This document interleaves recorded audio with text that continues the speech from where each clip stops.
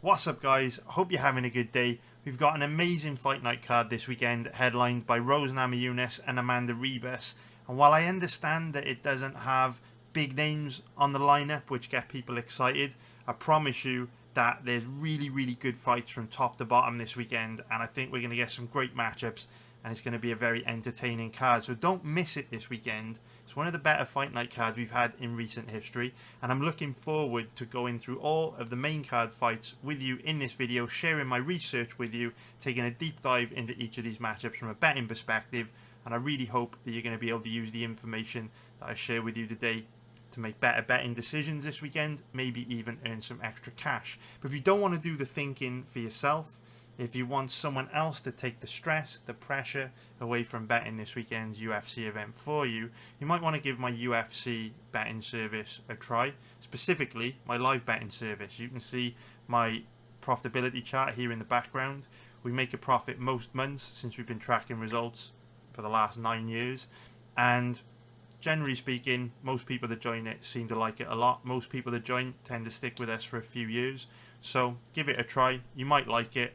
If you don't, no problem. Get in touch, DM me on Discord, send me an email. We'll get you hooked up with a refund. But you can find out how to sign up with the link in the description below and give it a try. We've made a profit on the last 4 consecutive events, and I'm going for 5 in a row. And this weekend's card is certainly a very good card to attempt to make a profit on, because like I say, there's very interesting complex fights from top to bottom, and this is the type of card we tend to do pretty well on.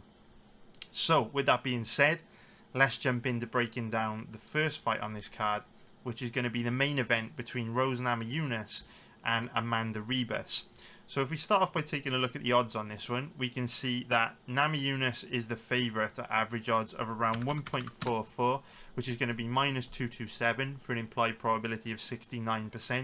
And if we take a look at the odds on Ribas, she's the underdog at around about 2.80, which is going to be plus 180 for an implied probability of 36%.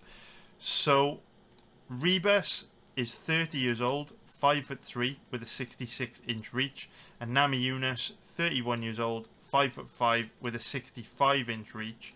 So both girls roughly the same age, roughly the same size, and while Rose Namajunas is a former strawweight champion, it is worth noting that this fight is taking place in the flyweight division. As you can see though by the tail of the tape, both girls roughly the same size, so I don't think the move up in weight class is going to have too big of an impact on how Rose looks. Obviously, she struggled in her flyweight debut against Manon Fiorot, but I would say Manon Fiorot is quite a big step up in competition compared to Amanda Ribas, so I think we'll get a much better look at how Rose is likely to do at flyweight this weekend. Also, in Rose's defense, obviously it was a tough fight for her against Fiorot, and she did struggle very bad, but if you go back and watch that fight, she did break or dislocate her little finger very early into the matchup. At the end of round 1, she went back to her corner, said to Pat Barry that there's basically something wrong with my finger, and so she was basically fighting for pretty much the entire fight with a serious issue with her hand. So who knows, man. I'm not saying she would have beaten Fiorot without that injury, but it certainly made life a lot more difficult for her, and she likely would have looked a lot better had she not injured her hand so early into the fight.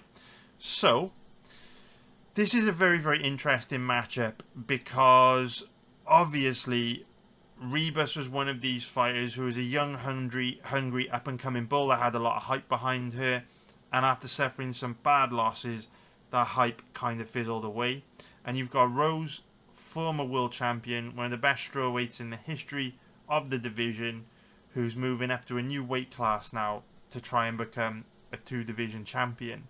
So you've got Rose has been there, done it all, seen it all, and Ribas, who's still very much trying to forge her way in the sport and build a career for herself. But what's interesting about these two fighters coming into this matchup is that I feel they're both pretty high-profile fighters in the UFC. Ribas is very popular, and Rose a former champion. But they are both, I would definitely say, in in kind of a bit of a slump, where if you look at Ribas's record, she's really struggled to build momentum over the last 3 years, going, 3-3 in her fights dating back to 2021. And she's been struggling against fighters who aren't a particularly high level, losing to fighters like Caitlin Shermanara, Macy Barber is not great. And then if you look at Rose, she has lost her last 2 fights and obviously performed extremely badly against Carla Esparza. So they're both in a tough spot and looking to get their careers back on track, build some momentum, and take a step towards that title picture. So, how do we view this matchup from a betting point of view? Well, for me, the way I look at this fight is it's a classic striker versus grappler matchup. While both of them are relatively well-rounded, the way I would look at this fight is that if it stays on the feet, Rose is going to have a huge advantage. And if it goes to the ground, Ribas isn't necessarily going to have a huge advantage on the ground. But it's the only way that Ribas can win this fight, because if it stays standing, she's going to get smoked. Now, I can spend 10 minutes talking to you about all the reasons why, Rose is the more technical striker, the more experienced striker, and likely to cause Ribas tons of problems on the feet. But a better way for me to kind of illustrate the level between these two when it comes to striking is just to show you a little bit of footage. So if I bring up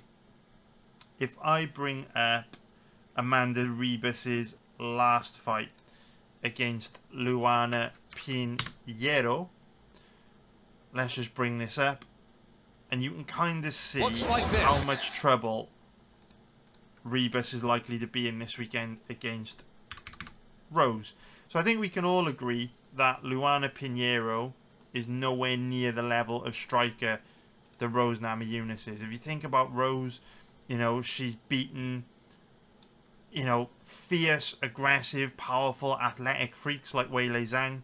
She's outstruck, one of the most technical strikers in the history of women's MMA in Joanna Jędrzejczyk. And as a result, Rose has kind of proven herself to be a top-tier striker when it comes to women's MMA. And Luana Pinheiro certainly can't be compared to that. Now, if we bring up Ribas's last fight against Pinheiro, I don't want you to necessarily focus on Ribas's technique, but what I do want you to focus on as we skim through this is how much damage she takes in this fight. So what we're going to do is go minute by minute, and you can kind of see how much damage Ribas suffers in this fight just in one round. So in the first round, as the camera pans around, look at the clock. It's only been going for a minute. You can already see she's got some swelling on the right side of her head, and also she's also got some swelling on her left eye as well. This is just within 1 minute. If we go another minute into the fight, hasn't changed too much, but you can start to see as the camera pans around, the damage on her eye is looking a lot more swollen now. As the camera pans, you can see her starting to bleed. She's busted up pretty good. So it's about the midway point of round 1. As we get deeper into round 1,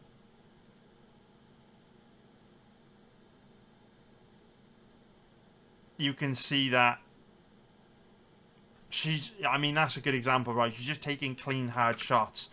But her face is very, very badly damaged, and we're only 3.5 minutes into the fight. Now, this isn't damage from like one big shot that has hurt her and cut her. She's got swelling on the right side of the head, swelling underneath the left eye, swelling above the left eye. She's got a cut on the inside of her nose. And if we just keep going to the end of this round, what I want you to do, as she goes back to her corner, is just look at the amount of damage she's wearing after 1 round against Luana Pinheiro as she walks back to her corner, right? Look at this. She's got swelling all on the right eye, swelling all on the left eye. She's got a cut above the left eye here. She's got a cut on the inside of the eye. Like, she's taken a lot of damage in just 5 minutes against Luana Pinheiro. And the point I'm trying to make is, Luana Pinheiro is nowhere near as dangerous as Rose Namajunas. You know, Luana Pinheiro's got no chance of outstriking Joanna Jędrzejczyk or knocking out Weili Zhang or going toe-to-toe with Weili Zhang. Right? Rose is one of the best strikers in the history of women's MMA. And levels and levels and levels above Pinheiro. If Pinheiro is able to do this to Amanda Ribas in just 5 minutes, imagine what someone like Rose Namajunas will be able to do. And if we skip ahead to the end of the fight, you can just see in the post-fight interview, she's just taken a lot of damage. Hell of a lot of damage. Her face is all swollen up. So I wanted to kind of show you that, because it's a good visual representation of how big the skill gap is between these two on the feet. And Ribas' main problem when it comes to striking is that she just doesn't read her opponents particularly well. She's slow to react. She doesn't see shots coming. She's a sitting duck on the feet.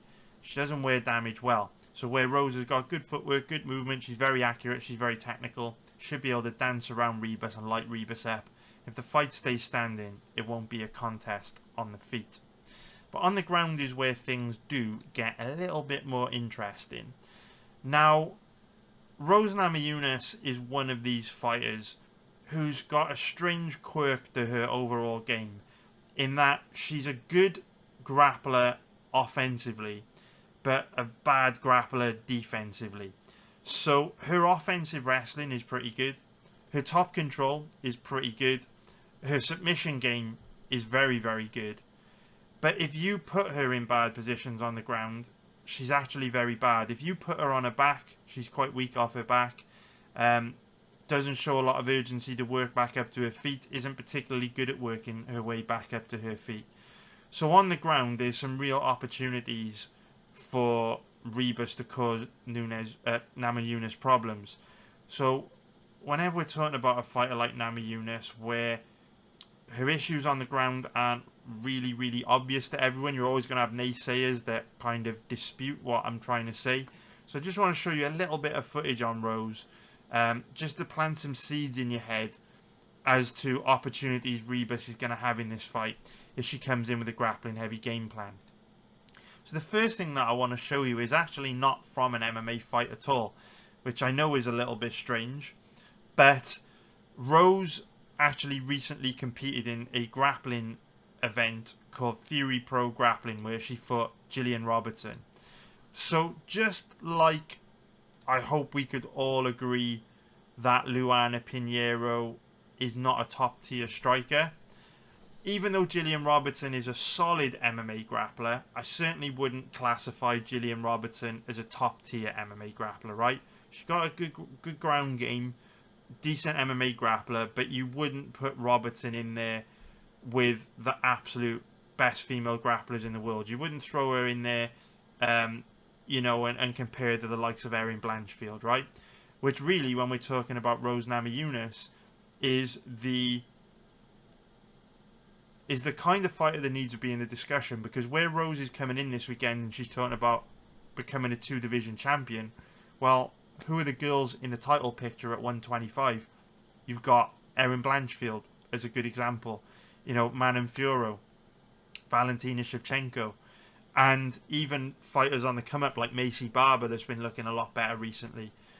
So, where Gillian Robertson I wouldn't say is on the level of those names that I just mentioned. You know, maybe she could cause Macy Barber a problem, but outside of that, the others, you'd expect Robertson to get handled on the ground. For me, it's a bit of a red flag if Namajunas were to struggle in grappling positions against someone like Robertson, when you'd think that Namajunas would be a completely different level to someone like Gillian Robertson. So we'll play this fight here, and I don't know if this is going to get copyright flagged because I've not played a Fury grappling video before, but I hope they're cool with me just using this. But anyway, Rose got the fucking fireworks, the big walkout. She's in the zone. She's taking this very seriously. And so she does her walkout. She comes into the match. And it only lasts a minute. And I just want you to just watch the fight basically and see what happens. So again, Rose, one of the best strawweights of all time. you know, you'd expect her to be in that title picture at flyweight. Gillian Robertson certainly is not in the title picture and probably never will be. And Rose kind of just gets taken down here. Robertson takes the back.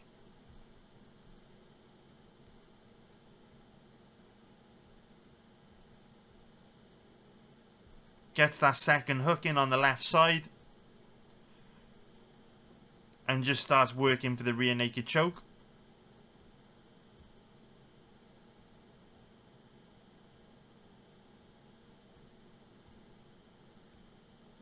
And after a bit of a struggle, the last just over a minute,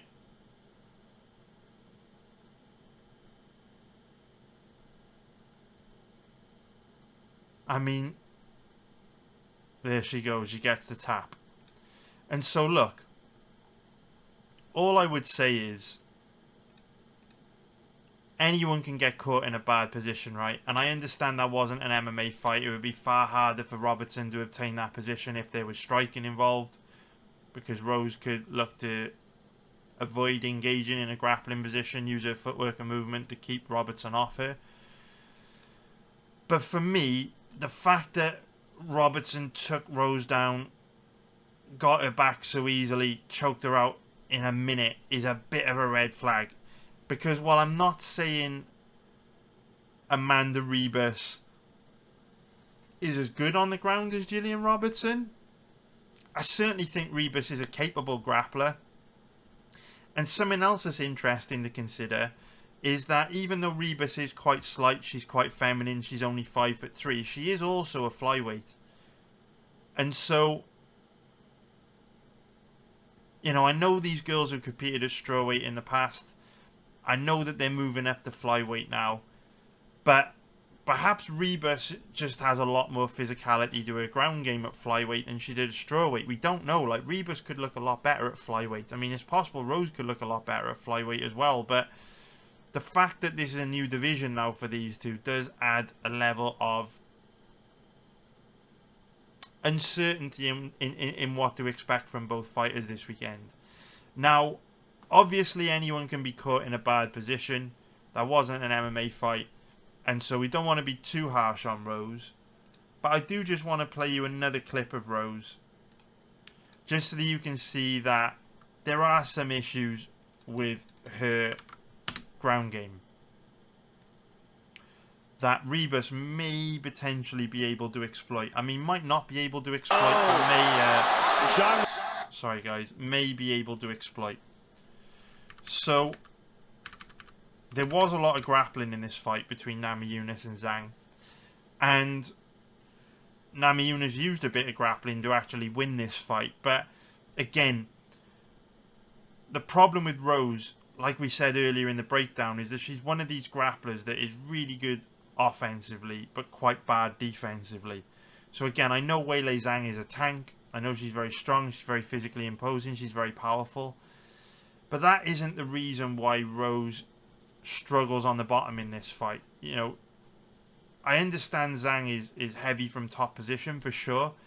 But what I see from Rose is her not making any real effort to get back up to her feet in this fight. And that's a huge red flag, because when you have that vulnerability in your skill set, it doesn't matter who's on top of you. If you're not making an effort to get back up to your feet, it becomes quite easy to hold you down. So again, I know Zhang is very strong, she's very powerful, she's very athletic, but for me, Rose gives up a really, really cheap takedown here when Zhang hits this outside trip. Just a very, very cheap takedown. Rose goes down very easily. And for me, her body language off her back isn't great. Just looks pretty weak off her back. And again, I don't want this breakdown to be super long. But here, you know, when there's a lot of space in here with Zhang in top position, you'd want Rose to be trying to get to her knees and scramble back up to her feet. But instead of doing that, all she's thinking about is recovering guard, which then just makes it easier for Zhang to hold her down and rack up some top control, which we can see here. You know, Rose just goes to full guard. 2.5 minutes left to go in the round. And every time Zhang gives her a little bit of space off her back, she should be trying to use that to get to her knees and scramble back up to her feet, but she doesn't. She just stays on her back. Just looks very, very weak off her back until eventually Zhang postures up to land some ground and pound, and then Rose uses this space to get back up. But it's because Zhang gave her tons of space, and then Zhang quickly gets her back down, and then Rose is back up. So it's just a bit of a red flag with how weak Rose is off her back. We keep going through the fight. See if there's more instances. What's this fight like? About almost a week ago now, so can't remember from round to round where the grappling positions are, but I know there's a few of them. So anyway, in this second round now, Zhang catches a kick, gets a takedown, and again, Zhang's giving Rose a lot of space on the bottom, but Rose just hesitates in these positions and allows Zhang to get on top of her. You know, Zhang gives her so much space from top position to try and scramble back up to her feet. But instead of showing urgency to kind of clear her legs, you know, she just kind of lies on her back doing a whole lot of nothing. You know, I mean, look at this. Zhang's giving her tons of space here. Should be trying to push off on the hips and scramble back up, and she does eventually, but it just takes her way too long. And then, like we were saying, with Rose being a good offensive MMA grappler but a weak defensive grappler, you see it here with a beautiful outside trip. She's great at taking her opponents down, holding them down, but she's quite vulnerable herself.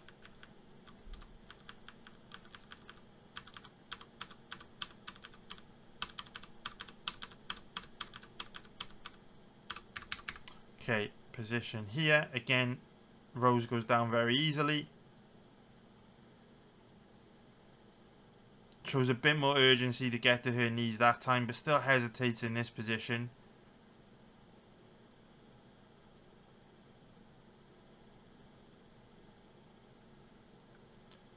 Winds up getting her back taken. Like, for me, there's just a lot of issues with Rose's ground game, and then just gets mounted. Like, she loses that scramble. For me, there's just a lot of issues with Rose's ground game throughout this fight and some of her earlier fights. You know, she gets taken down here. Goes down easily again, practically throws herself to the ground. Scrambles back up quicker that time, but again here, she kind of gets dragged to the ground. Hesitates in a bad position. Gets her back taken. Then scrambles into top position. It's nice, but like I say, there are a lot of vulnerabilities on the ground, and she's just lucky that in this fight Zhang is equally as weak off her back as she is. Into round 5. Again, Rose is a good offensive wrestler for sure, so she hits a nice outside trip again. Very, very nice. But I just wanted to point this out to you, because this is one of those matchups where Ribas has good grappling control, right? Her striking defense is bad. She's a sitting duck on the feet, but she's actually got a heavy top game, good grappling control. If we actually bring up her fight against Vivian Araujo.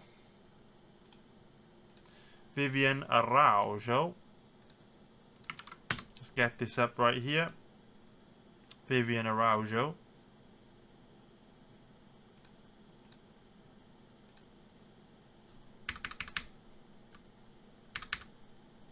Just want you to just pay attention to the grappling control of, or the offensive wrestling and the grappling control of Ribas here. So she shoots a nicely timed entry there. To be fair, Araujo pulled guard on a guillotine attempt, which is almost always a bad idea. I mean, it worked out well for Amarim last weekend, but 9 times out of 10, you jump on a guillotine to try and defend a takedown. All that's going to happen is you're going to end up on your back in your opponent's guard. Araujo just found that out. And then from top position, Ribas is just very strong. I'm going to make two bold statements now that everyone's going to disagree with me on. Everyone's going to call me a clueless fool in the comments. And that's okay. Because people look at the UFC and mixed martial arts and sports in general through a very linear lens. The reason why most people lose betting on sports is because they look at it in a very linear way. They're not able to actually see what is real because they're very focused on rankings and win-loss records and results on paper, instead of actually focusing on skills on display and what's happening. So I'm going to say two bold things now that almost everyone watching this will disagree with, because Ribas and Araujo aren't at the level of Weili Zhang and Rose Namajunas on paper, with titles, with rankings, with win-loss records. But I think Araujo's harder to hold down than Rose Namajunas. Generally speaking, if you look at Araujo's past fights, she's pretty good at creating space for herself off her back and working her way back up to her feet, whereas when Rose gets taken down, put on her back, Rose tends to lie there looking pretty weak off her back. So I think it's harder to hold down Viviane Araujo than it is Rose, which many people will disagree with because Araujo hasn't reached the height of the sport and Namajunas has. But there are different dynamics within fights, different strengths and weaknesses in fighters. Araujo's harder to hold down than Rose. Hit you with a second fact that a lot of people will disagree with. Amanda Ribas has a stronger top game than Weili Zhang.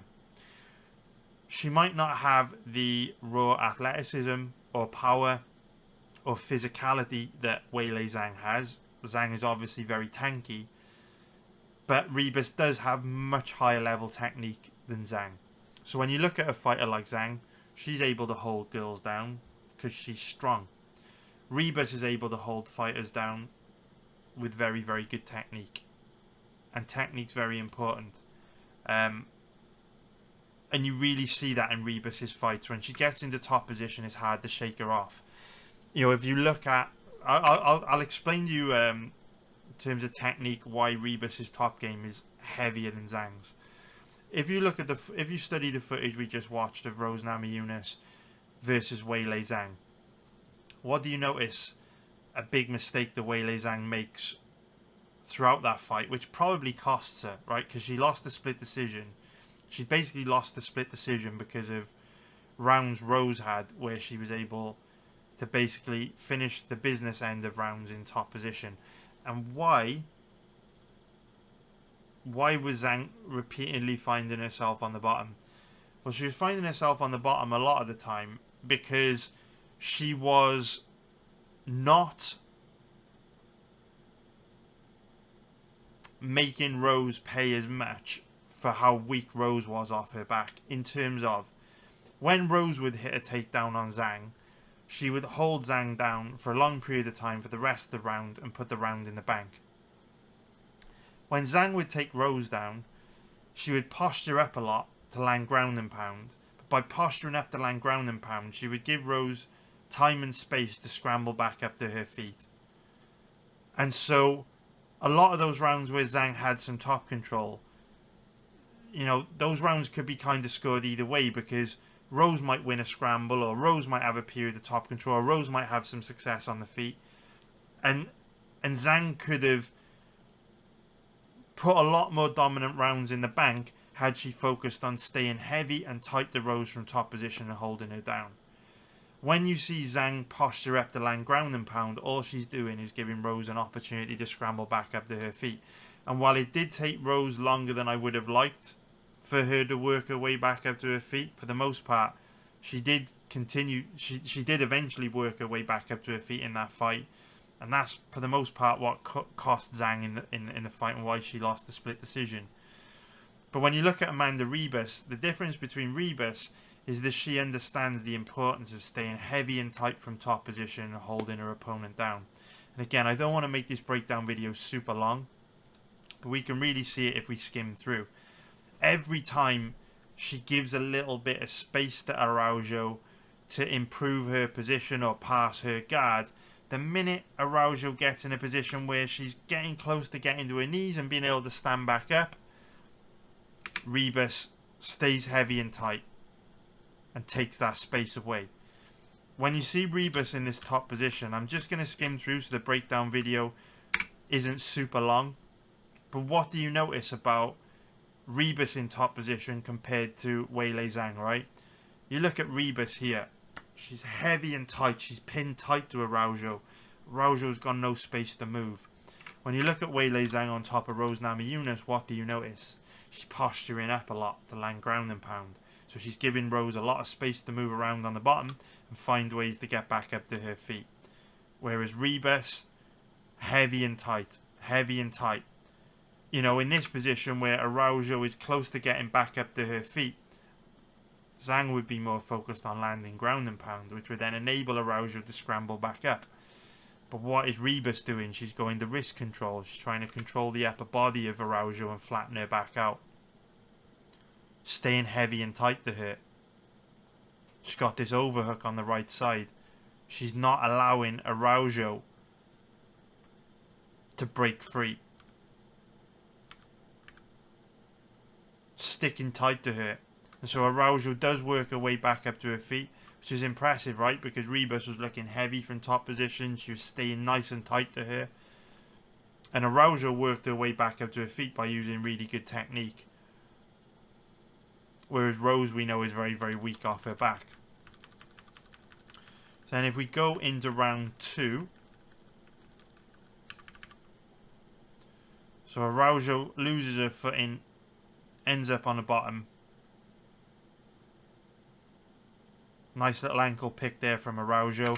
And look, just little things that you see Ribas do that you don't see Zhang do, right? So cheeky little ankle pick there from Ribas. But then look, as soon as they hit the ground, watch the right arm of Ribas. Immediately she's trying to take half guard. She's trying to flatten out or push down on Araujo's left leg by there to try and get half guard. Why? Because half guard, even though from my perspective, half guard is the most dominant position in MMA, and now she's obtained half guard there. From my perspective, half guard is the best position to obtain in MMA. And the reason why I say that is because even though from half guard you don't have many submission options available to you, and you can't inflict the kind of damage you can from mount, for me there's a lot more safety in half guard. So obviously if you obtain mount or back control, those positions score very big because you can attack with a rear naked choke from back control. You can do big damage with ground and pound from mount. But if we're focused on winning rounds and scoring points, for me, half guard is the best grappling position in MMA. Because when you are in back control, when you have back control over your opponent can pivot into you. You can be reversed and end up on the bottom. And when you're in mount, your opponent can shrimp, give their back up, and potentially scramble back up to their feet. So even though when you obtain mount or back control,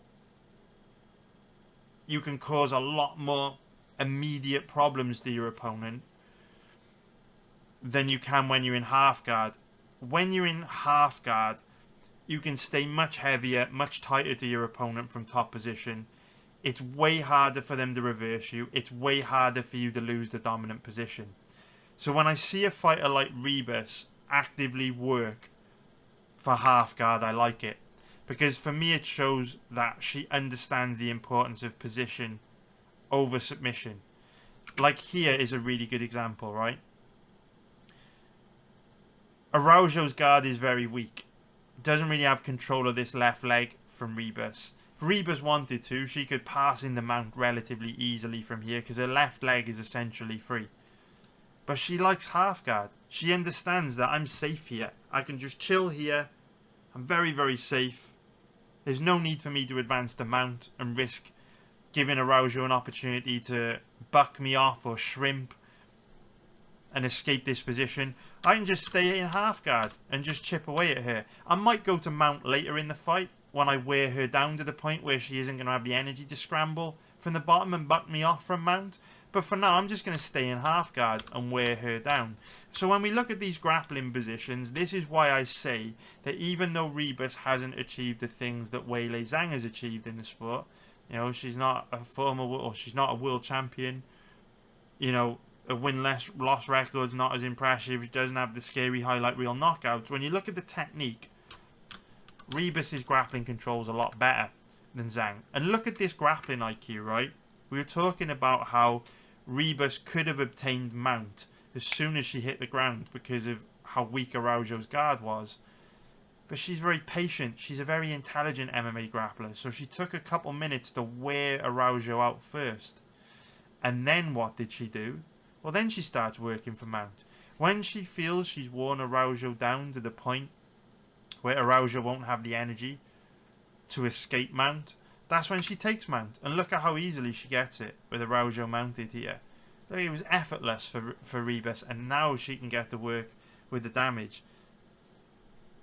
It's just, she's just very, very good from top position. And the irony is, Araujo does actually then use that mount advancement to escape being on the bottom. But Ribas is all over her. Good grappling control. Slick back take. Just nice work from Ribas, man. So look, I can show you the third round. I don't want to make this breakdown video any longer than it needs to be. But you've seen a bit of footage on Namajunas and Ribas now, which shows you both girls have passed the victory here. And what we want to do is summarize, you know, the strengths and weaknesses for both these fighters, the probability they both have of winning, and also, you know, how we feel about this fight from a betting point of view. So there's no doubt in my mind that if the fight stays standing, Ribas gets cooked. We've already been through that, shown footage as to why that's the case. So how realistic is it that Ribas could use a grappling heavy game plan to win this fight against Rose Namajunas this weekend? Because we know if Ribas can put Rose on the bottom, Rose is likely going to be in a lot of trouble.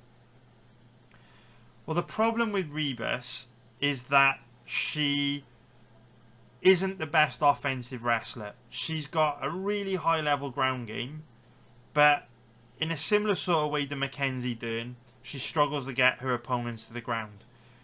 Ribas's primary way of getting fighters to the ground, or primary method of takedown, is to go for judo throws, like hip tosses, throws and trips in the clinch.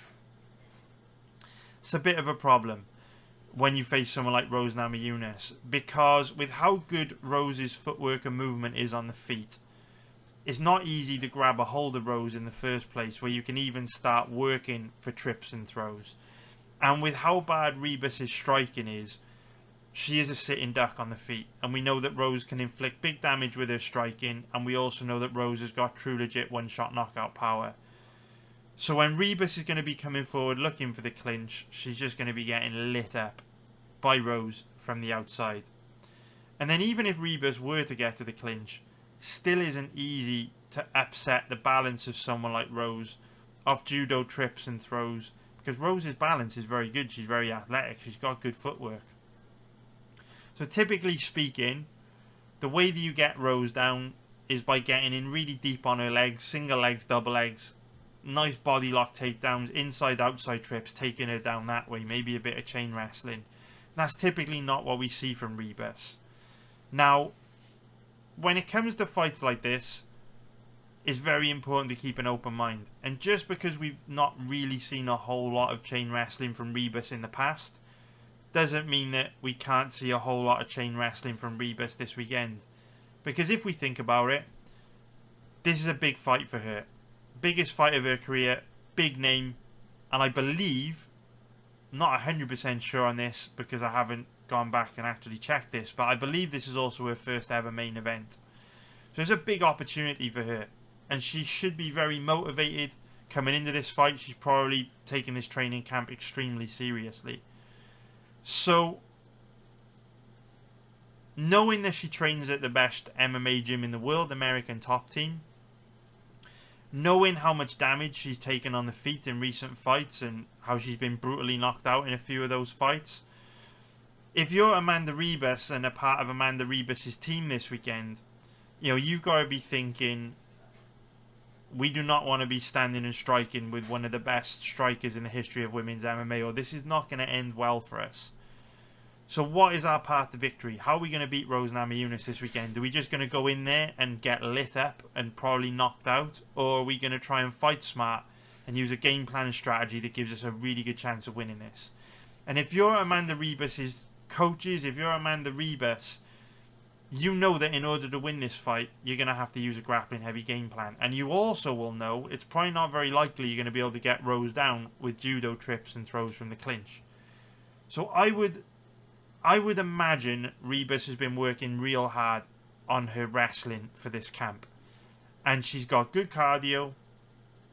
She's got a very good ground game. She's pretty athletic. And she's pretty strong on the ground. So I think she can pull it off. I really do think she can pull it off. And it does make a very interesting fight. Because I do think when you look at Rose being submitted by Gillian Robertson, held down easily by Weili Zhang, I think Ribas is more than capable of causing her big problems this weekend. So, the way I look at this fight from a betting point of view is, it's a very difficult fight for betting, because in order for Ribas to win this fight, she's got to do something that we've never really seen her do before, which is chain wrestle and use good offensive wrestling, single legs, double legs to get the fight to the ground. Because she hasn't done that in her past fights, it's a big gamble betting on her to do it for the first time this weekend. And when you look at her odds, 2.80, implied probability of 36%, I don't feel there's a big enough margin there in Ribas to take a shot on her doing something for the first time ever that we've never seen her do before. But on the flip side, when you look at the odds on Rose, she's around about a 1.45 favourite, minus 222 for an implied probability of 69%. Feel there's a big enough risk in her ground game to not want to bet her as such a big favourite. It's a really interesting fight. A great fight for live betting. I'm really looking forward to live betting this fight with you this weekend. Hopefully we can make some money on it in live betting. But for me, I think it's too risky to bet on either girl here, because both of them have pretty big weaknesses in the area that the other is strong. And whenever you have a fight like that, it's like Tybura versus Tuivasa last weekend. Impossible to feel super confident either way, because both guys have such huge weaknesses in the area that the other is strong. And on the night, it's impossible to know which fighter is going to make those advantages count more. Now, in terms of the over-under on this one, I'd be surprised if this fight went to a decision. If you look at Ribas' record, she does frequently fight to a decision. And if you look at Rose's record, she also frequently fights to a decision. But it's important to remember the styles make fights. And whenever you've got a fight where both fighters have extreme advantages in the area that the other is weak, it's always quite likely you'll see a finish. This is because if the fight stays standing, Ribas is going to be at constant risk of being knocked out. And I find it hard to see a situation where Ribas could stand in front of Rose for 25 minutes without getting knocked out. When you look at how much damage she's taken in her past fights against, girls like Luana Pinheiro, Macy Barber, Marina Rodriguez, I mean, this is probably not going to be a good night for Ribas if it stays on the feet. Similarly, if the fight goes to the ground, Rose was submitted in a minute by Gillian Robertson. Ribas is more than capable of doing that to her. And so, I do think it's more likely this fight ends inside the distance. Now, would I bet that? Look, guys, most of you watching this video on YouTube, for whatever reason, are not in my community. You're not on my website. You're not in my Discord community. But for those of you that are in my community who are watching this, you'll know that we have a huge edge on over-unders. We absolutely murder betting on over-unders. We are 19-2 on our last 21 over-under bets, right? We've won 19 of our last 21. We've only lost 2. When I look at a fight like this, I look at the over-under. While I do think it's fairly likely this fight doesn't go to a decision, if I were to bet the over-under on this matchup, I don't feel like we're overwhelmingly stacking the odds in our favour. Now look at the bet, or the over-under bet we had on last week's card in the Brian Barberena versus Gerald Meerschaert fight. That's an example of a bet where I feel we were overwhelmingly stacking the odds in our favour. So this is just one of those situations where, while I do think it's pretty likely the under 4.5 round hits, I know for a fact that we can find stronger positions than this in a similar odds range where we can have a higher level of confidence, higher level of conviction in us winning if we're just a little bit more patient. So I'll pass on that one. I will keep working hard, and we'll probably dig up, 1 or 2 really good over-unders on this card, which have a much higher chance of winning, and that's what we want to be looking for. So if we take a look at the prop bets on this fight, a couple props I would be thinking about would be, I think the most likely outcome in this fight, if you were to say to me, Chris, what do you think is the most likely outcome on this fight? I would say Namajunas by knockout.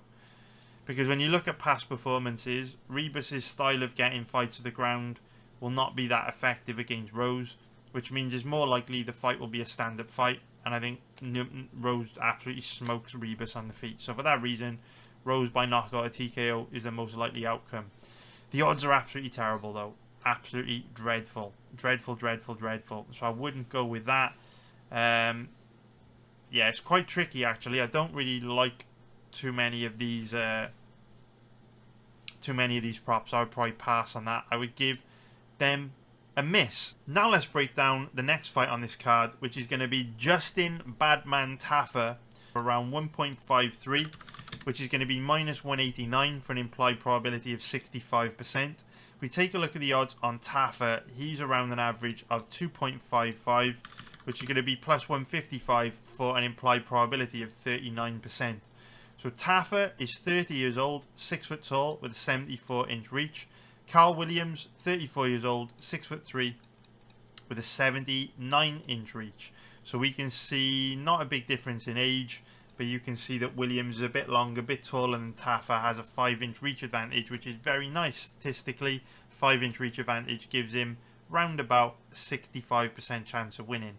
Although, in the context of this fight, I don't think a reach advantage is going to help Williams very much. So, last weekend, we saw Tai Tuivasa face Marcin Tybura, get taken down very easily in round 1, dominated. And this weekend, we've got pretty much an identical stylistic matchup between Justin Tafa and Carl Williams, where Tafa's style of fighting is very similar to Tai Tuivasa's. True legit knockout power, very heavy boxing based style of fighting, but absolutely no takedown defense, absolutely no ground game. When you look at Williams, he doesn't really have much power on the feet, not particularly good defensively on the feet, and if the fight stays standing, Tafa's going to have a huge advantage. So when we're breaking down this matchup, we're really focusing on what are the chances that Tafa can keep this fight standing. And obviously, using his striking to win pretty comfortably if that's the case. So, when it comes to matchups like this, right? You guys know we perform really well when we bet on the UFC. No matter what we're betting, we do well at it over the long term. Just like I said when we were breaking down Tybura versus Tuivasa last weekend, I will say exactly the same thing with this fight. If you like money, don't bet fights like this. Because it doesn't matter how much you know about the sport, doesn't matter how much research you do, how much experience you've got, how amazing you are at betting on MMA, none of that shit matters. Whenever you've got a fight where both fighters have huge advantages in the area that the other is weak, there is absolutely no way to know on the night which fighter is going to be able to make their advantages count more than their opponent. So last weekend, you look at Tuivasa versus Tybura, right? Tybura was able to get Tuivasa down and dominate him. Looked amazing, cool. And now everyone's calling Tuivasa a bum, saying he's done, he's trash, all this kind of stuff. But nothing really changed after the fight for me. We didn't learn anything different. Tuivasa didn't look any different to usual. Tuivasa fought exactly how he looks in every fight. We know his ground game is terrible. We know he's got no takedown offense. We knew Tybura would have a huge advantage on the ground. We literally go back and watch the breakdown video from last week. We spoke about this.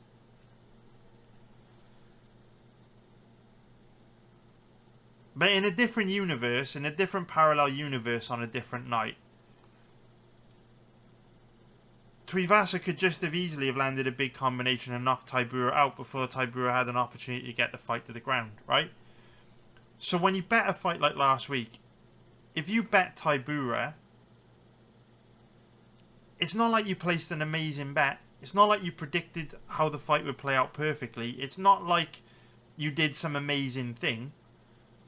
If you bet Tybura to beat Tuivasa last weekend, and you think that you won that bet because you predicted the fight correctly, you didn't.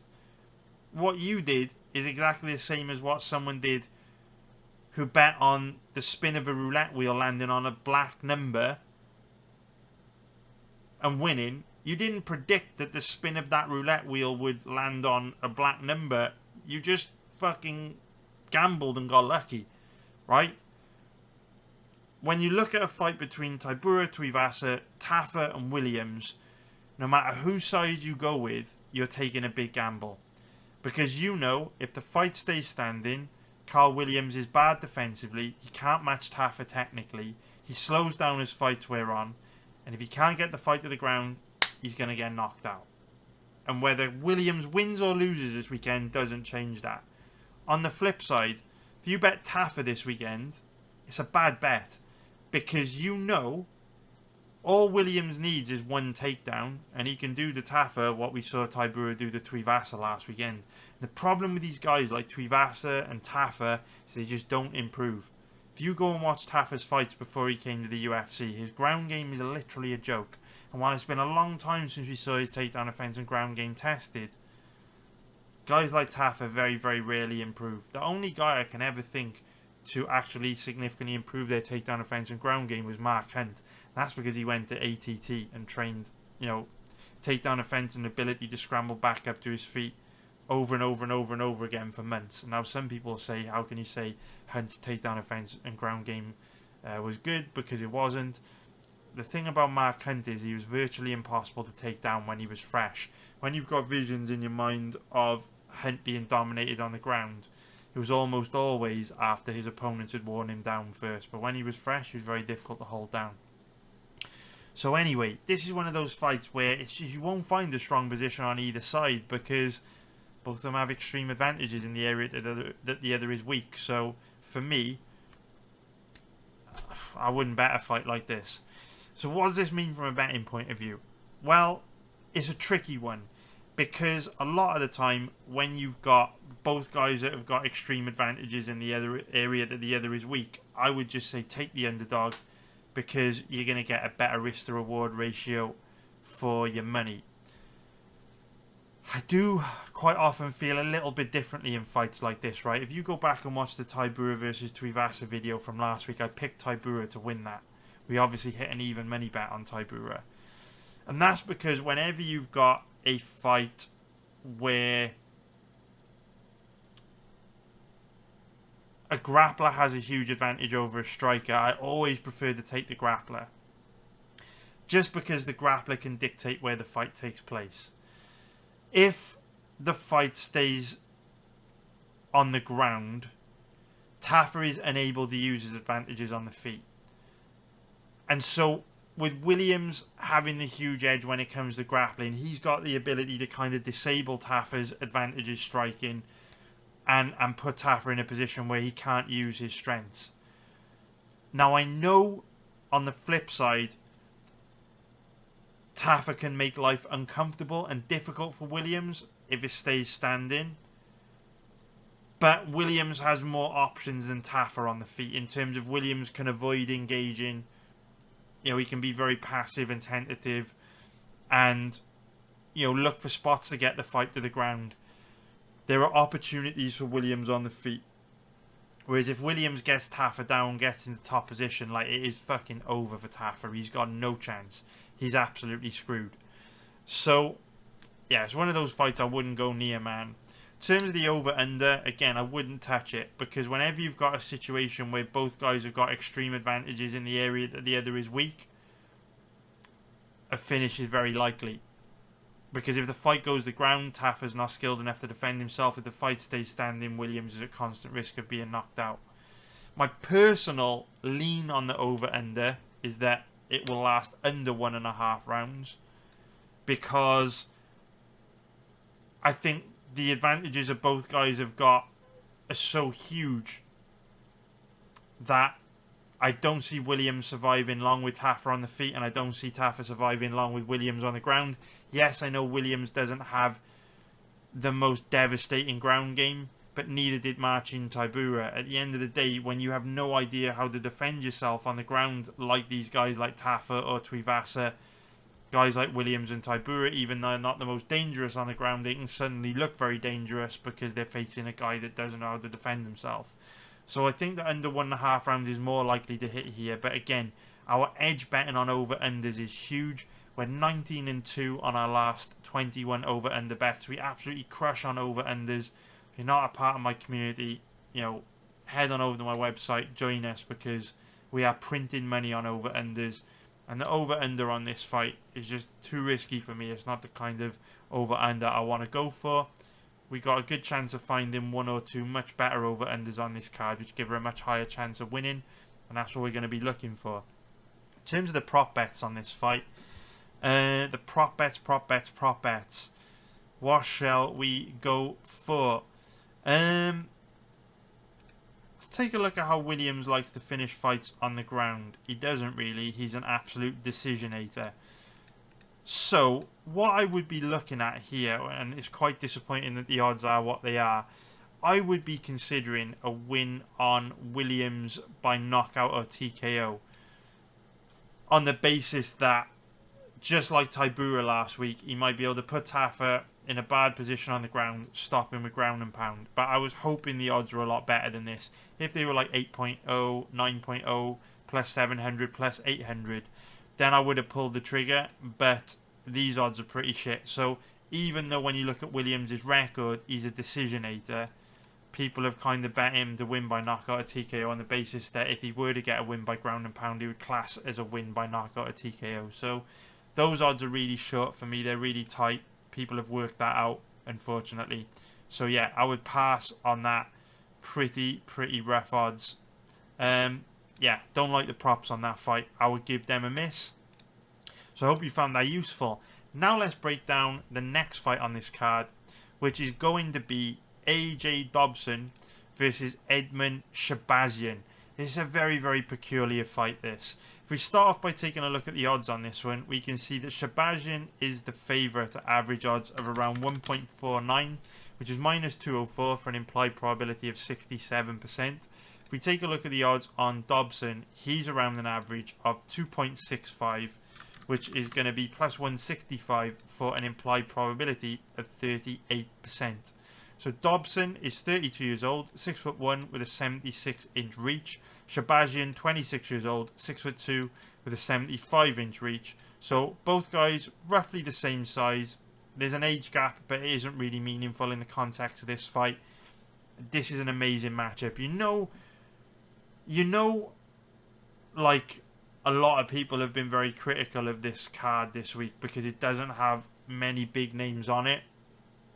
This fight is a good example of why I love this weekend's card. I think this card is fantastic because top to bottom, from the very first fight on this card to the very last fight on this card, the main event, for me there are just so many interesting matchups, really complex fights, and a real clash of styles. And I think we're going to do well live betting this card this weekend. We've won we've made a profit on our last 4 consecutive UFC events in live betting.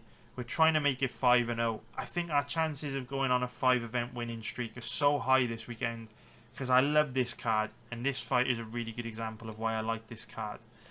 So this matchup is interesting because when you look at the past performances from both guys, you can see that AJ Dobson has all the skills he needs to totally destroy Edmen Shahbazyan. Like, Dobson has shown us the skills and technique required to dominate this fight and make it look very, very easy. But Dobson's one of these really strange fighters who just seems to lack the mental aspect of the game. Now, GSP famously said that fighting was 90% mental. And when you look at a guy like AJ Dobson, he is like the best example of why the mental game is so important. And you hear fighters tell these stories of guys who look like world champions in the gym, or they can beat world champions in the gym. But then when they get in the octagon on fight night, they just can't perform to their full potential. I bet that if you asked Dobson's training partners or coaches, they would talk about Dobson as being one of those type of guys. Because skill for skill, from a technical point of view, when you look at his past fights, he really doesn't have any weaknesses. He's brilliant. He's got a great chin. He's got great cardio. His striking is so technical. Like, he moves so well. He's just a very skilled striker.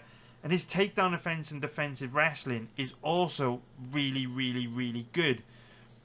And so you're probably wondering, if there is so many good things about Dobson, why is he the underdog to a guy like Edmen Shahbazyan that is flawed in so many ways, right? We know Shahbazyan has had big cardio issues. He slows down a lot as fights wear on, and we know that Shahbazyan can be sloppy on the feet at times, especially as fights wear on. You know, if Dobson is so great, why is he the underdog here?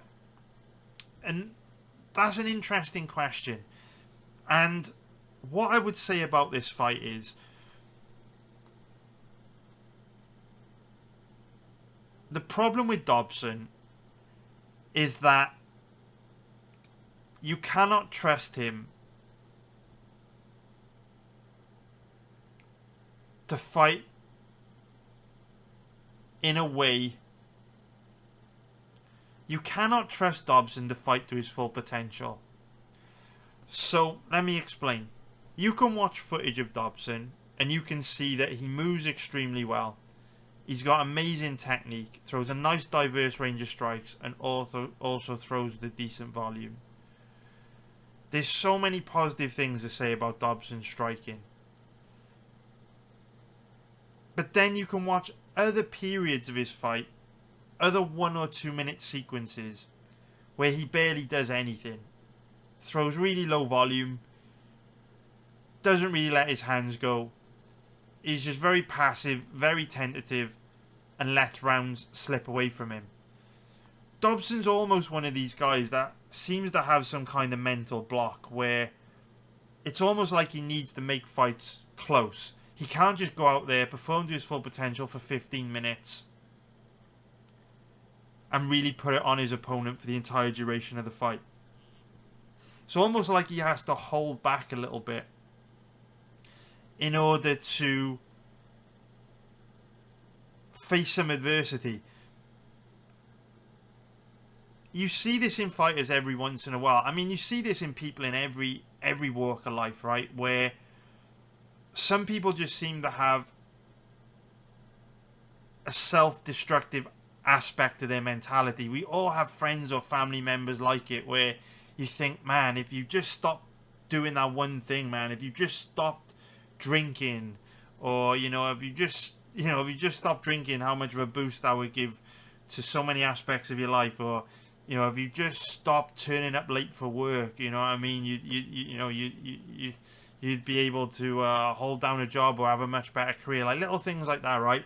You get these fighters like Dobson pop up every once in a while, and you just think, man, if you could just fight for 15 minutes how you fought for that 3 or 4 minute sequence there, man, you could be a future world champion. I see that in Dobson. It's almost like he's got a mental block. He holds back. And sometimes guys hold back because they've got to pace themselves and they know that they don't have the cardio to go hard for 3 rounds. But that's not the case with Dobson. His cardio is very, very good. Some people could point towards the Jacob Malkoun fight as a fight where he slowed. But I don't think he really slowed in that fight. I just think he chose losing positions, to be honest with you. I think he accepted being in bad positions and didn't show enough urgency to work out of bad positions. And so, yeah, he got a little bit tired in that fight, but I certainly wouldn't say Dobson's a guy with bad cardio. And so, what's interesting about this matchup is you have a guy in AJ Dobson who is probably better than Shahbazyan in almost every single aspect of MMA, who's got the skills required to completely dominate Shahbazyan if he wants to, but so often he holds back and makes life difficult for himself and fails to put his stamp on rounds. And Shahbazyan's the complete opposite. He may not have the technical ability of Dobson. He may not move as well on the feet or have the technique or the fluidity between his striking and grappling. But Shahbazyan's one of those guys that if you bet on him, you know with 100% certainty, or there's nothing that has 100% certainty, but you know with a high degree of certainty that Shahbazyan is going to show up, fight for your money, fight to his full potential, do his absolute very best to win. He's got a very strong will to win, and he's one of these guys that always shows up. And he's got a lot of weaknesses, but at least you know what those weaknesses are. And irrespective of those weaknesses, you know he's going to give his absolute very best. If you bet on Shahbazyan this weekend, you know exactly what you're getting. You know what his striking looks like, you know what his grappling looks like, you know what he's going to try and do to Dobson. If you bet on Dobson this weekend, you're fucking hoping that he lets his hands go. You're hoping he chooses to defend a takedown with the correct technique. You're hoping he chooses to work through bad positions on the ground. And you have to accept, based on like the Jacob Malkoun fight, that he might not. He might not. So how do I look at this fight from a betting point of view? Well, if you want to bet this fight, you have to take Dobson. There's no way I would bet Shahbazyan here in an implied probability odds range of like 67%. That's crazy. We know Shahbazyan slows down a lot as fights wear on. Dobson's a very good striker who has good cardio and pretty good takedown defense. So if Shahbazyan starts to slow, lacks the energy to get Dobson to the ground, Dobson can cause Shahbazyan huge problems on the feet. So in my opinion, you'd be crazy to bet on Shahbazyan in this odds range with how bad his takedown defense, with how bad his cardio is, right? Have to bet Dobson is dog or pass if you want to bet this matchup. But when it comes to guys like Dobson, it's tricky because he's facing an absolute dog in Shahbazyan that has a really strong will to win. And last time we saw him face a really, tough, gritty, determined dog with a strong will to win, he just kind of stayed on his knees, doing absolutely nothing for like 10 minutes and just completely threw the fight away. I know it was his UFC debut, and I never want to be too harsh on guys in their UFC debut. I also know the fight was 2 years ago, and so Dobson could have improved a lot over the last 2 years. But when I look at the Jacob Malkoun fight, it wasn't Dobson's skills or technique that needed to improve. It was his attitude and mentality, in my point of view. Because if you go back and watch that fight, I mean, we can pull it up right now, no problem. Where is it? Let's pull it up right now. Let's just show you right quick. And we'll skim through this pretty quick. For the middleweights, AJ. So if we just skim through this, right? So this is a really, really frustrating fight to watch, because in round one, Dobson shows us pretty solid takedown defense, a good ability to work out of bad positions, a good ability to scramble back up to his feet when he gets put in bad positions, right? And then in round 2 and 3, that just goes out the window. So I'm just going to skim through this very, very quick, show you guys what I mean. So here, takedown entry from Malkoun. Dobson does a good job of clearing his legs. Creating a nice wide base against the cage. Good balance in this position. I mean, look at this balance from Dobson. Look how good this takedown defense looks. Malkoun's in deep on these takedown attempts, and Dobson's so strong, so athletic, such good balance. See Malkoun finding this very, very difficult to get the fight to the ground. Malkoun's still got a strong body lock here. But Dobson's takedown defense looking great. He's got a tight overhook on the right side. He's doing a good job of using the cage as a base to defend the takedown. And Malkoun's having real problems here. I mean, look at this takedown defense from Dobson as he's fighting for underhooks there. Malkoun has to let it go. Another one here. Again, super deep entry here from Malkoun.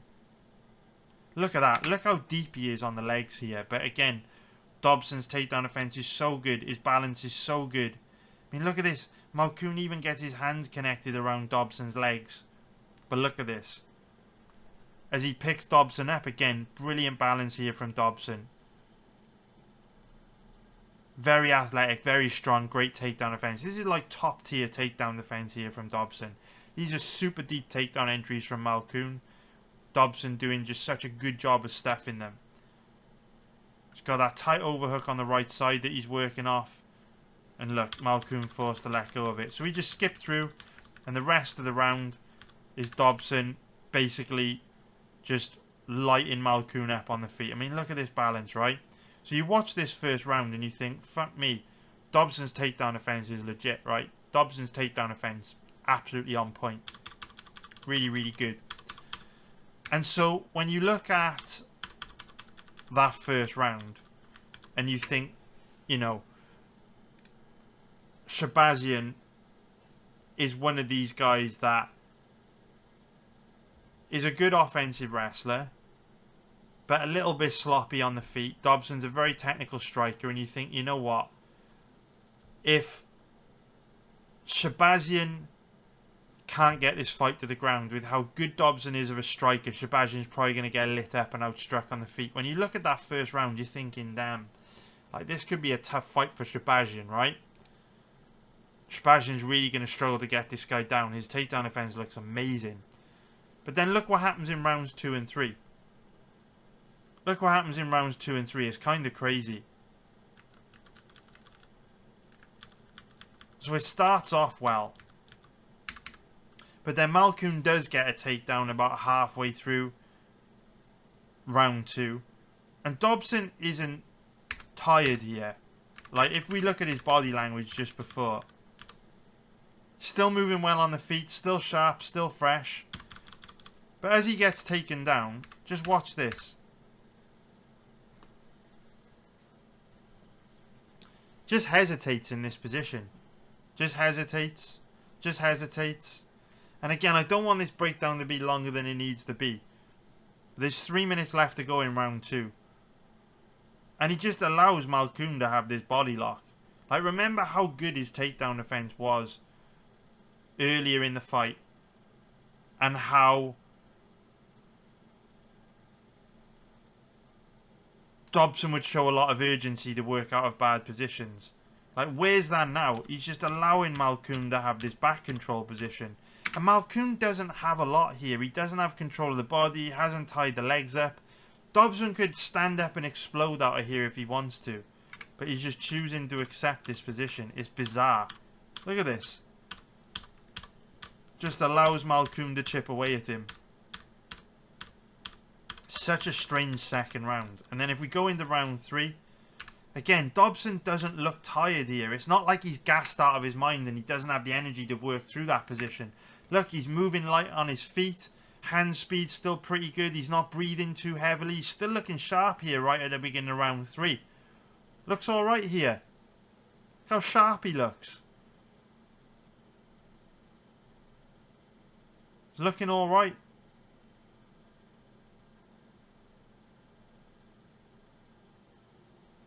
And then gets taken down.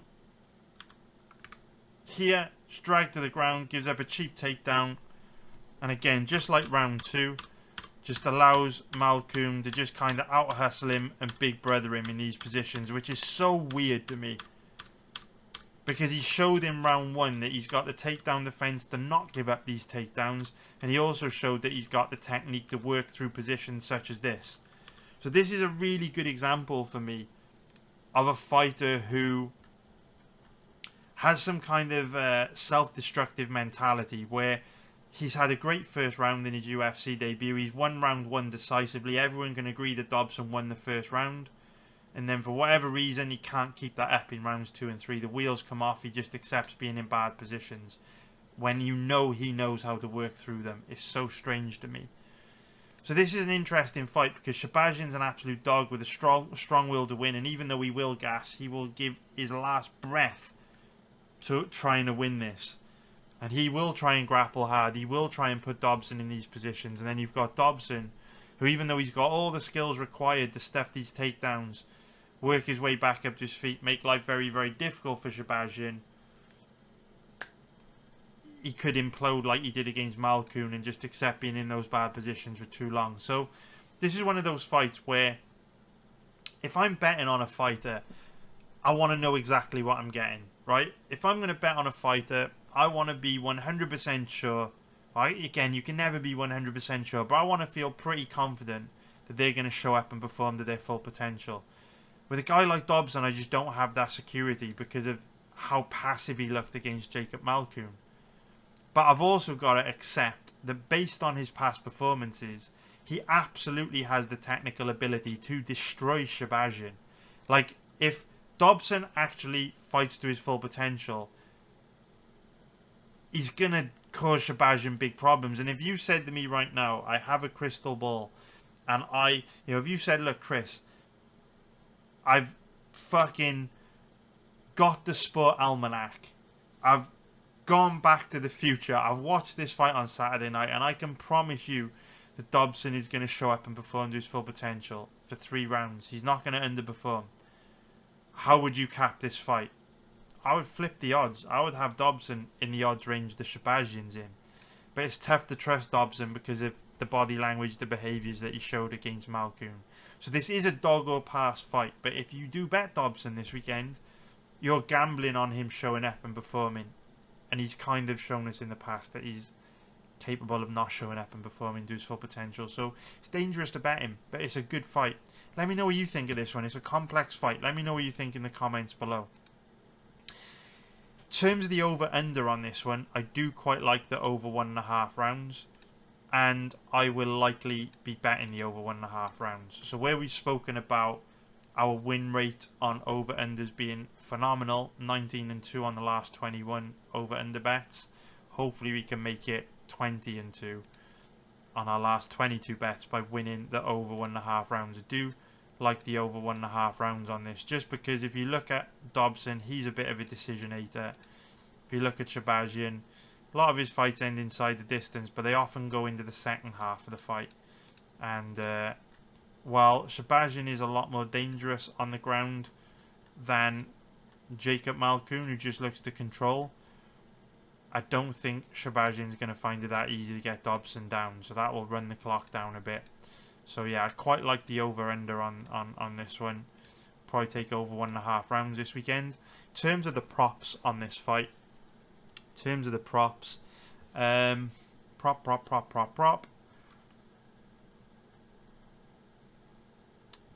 I don't like props, so I'm not going to be betting this myself. But if you do want to sprinkle a little bit of money on this fight to make watching it more interesting, I do think Dobson by decision is a decent prop. So I would go with that. So I hope you found that breakdown useful.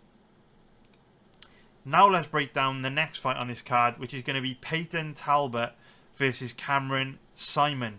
So if we start off by taking a look at the odds on this one, we can see that Talbott is the favourite at average odds of around 1.67, which is going to be minus 149 for an implied probability of 60%. If we take a look at the odds on Saaiman, he's around an average of 2.25, which is going to be plus 125 for an implied probability of 44%. And again, this card's fucking brilliant. I know a lot of people are criticising this card because it lacks big names, but top to bottom, you've got amazing fights top to bottom on this card. It's a great card. I love it, love it, love it, love it. This fight's a really good example of why. Really good matchmaking. I fucking love this fight. Peyton Talbott versus Cameron Saaiman. So, Saaiman, 23 years old, 5'8" with a 67-inch reach. Talbott, 25 years old, 5'10" with a 70-inch reach. Both guys roughly about the same age, roughly about the same size. Obviously Talbott, a little bit of a size and reach advantage. Nothing too major. And I don't think that the size and reach is going to impact this fight too much, simply because Talbott has a huge advantage over Saaiman when it comes to striking anyway. The 3-inch reach advantage is just going to make Talbott's existing giant advantage just a little bit more of a giant advantage. So if this fight stays standing, Cameron Saaiman is screwed in my opinion. I like Cameron Saaiman a lot. I think he's got a huge future in the sport. He's crazy good for 23 years old. You know, 23 years old in my opinion is way too long. 23 years old in my opinion is way too young to be in the UFC. And this is not a criticism of Saaiman. This is not detrimental to Saaiman at all. If anything, that's a compliment, because the fact that Saaiman has made it to the UFC and is able to hold his own against UFC level fighters when he's so young and inexperienced is a huge achievement. But the problem with only being 23 years old is that at 23 you just haven't had enough time to develop a very, very high level skill set. So at 23 years old, it's inevitable you're going to have huge holes in your game. That's just the way it is. We see it with all young fighters that come in the UFC. We saw it with Paige Van Zandt, Sage Northcutt, saw it with Chase Hooper, who's now improving. Best example I can think of was Macy Barber, right? She went through that period in her career where she was finding it really tough. You know, she came into the UFC in her early 20s, talked about being the youngest UFC champion of all time, had bad striking defense, a lot of issues on the ground, huge holes. But since training a little bit with Ben Askren, a little bit of Team Alpha Male, she's made huge improvements, and now in her mid-20s, she's a much more well-rounded, complete fighter with very few holes in her skill set. And Saaiman's probably going to go the same way. But right now at 23 years old, he does have some major holes in his game. But he's got a ton of heart. The heart of a lion, strong will to win, strong mentality. He's an absolute dog. He's great to watch. I love watching him fight. He's got a huge future in the sport. But does have some big weaknesses that Talbott is very well positioned to exploit. His weakness is his striking defense. Saaiman's one of these guys who's very aggressive and very tough with a strong will to win. So he doesn't like to take a backward step. He wants to be the aggressor. Now this is a good thing, because Saaiman's toughness, his will to win, his aggression will give him a big edge over a lot of the guys he's going to face in his UFC career. The problem is, because his striking defense isn't great, he doesn't have the level of striking defense required to fight the way he wants to fight in a safe and sustainable way.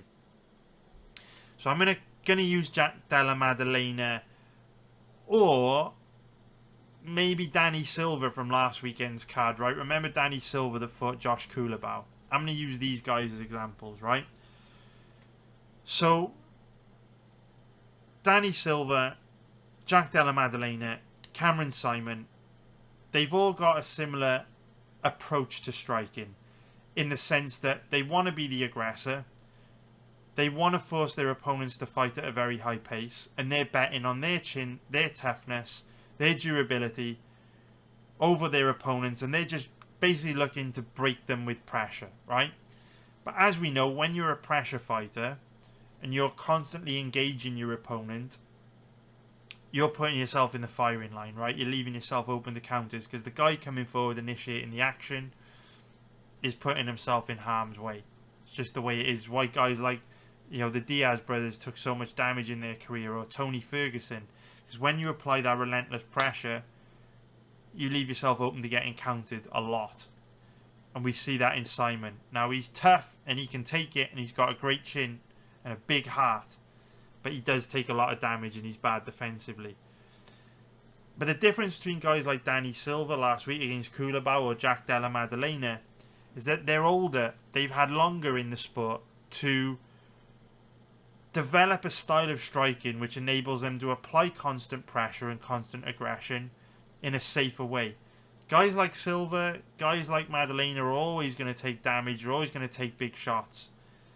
But they do it in a more sustainable way than Saaiman. I mean, look at how much damage Silva took in round 1 against Kulabau last week before he made an adjustment in rounds 2 and 3, and then striking looked very good.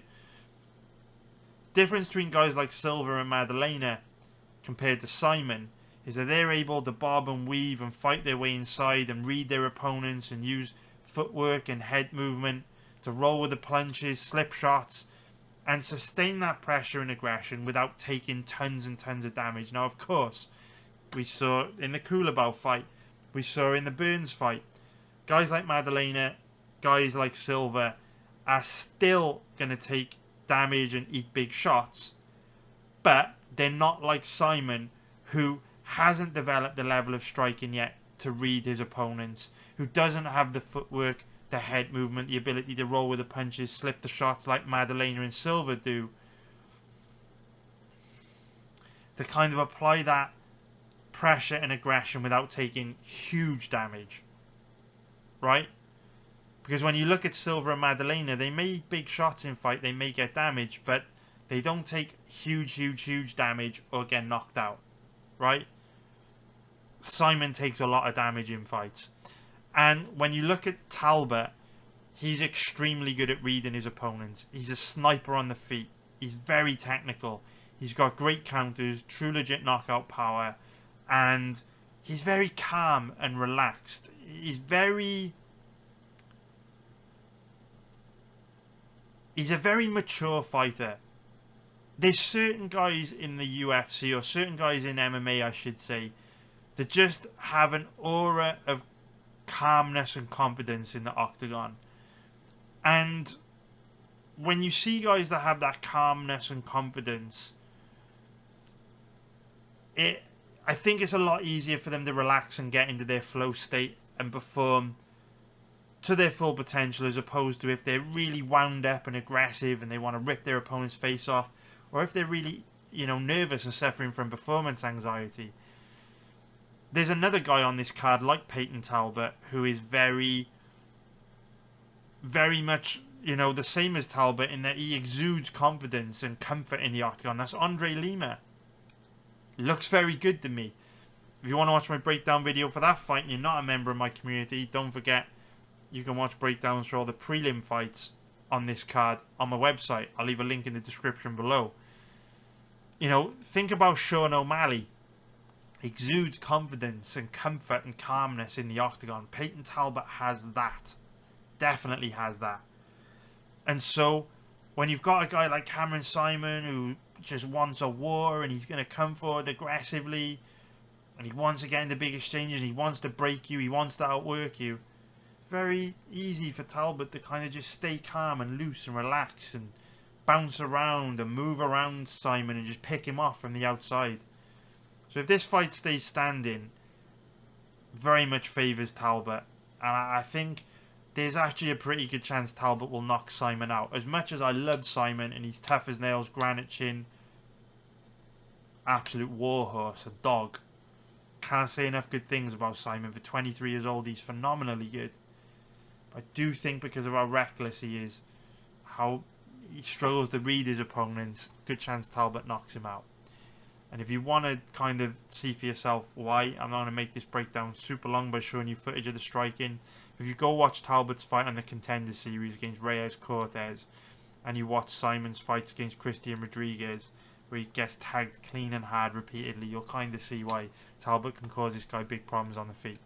But the striking's only one aspect of this fight, right? How do these two match up when it comes to grappling?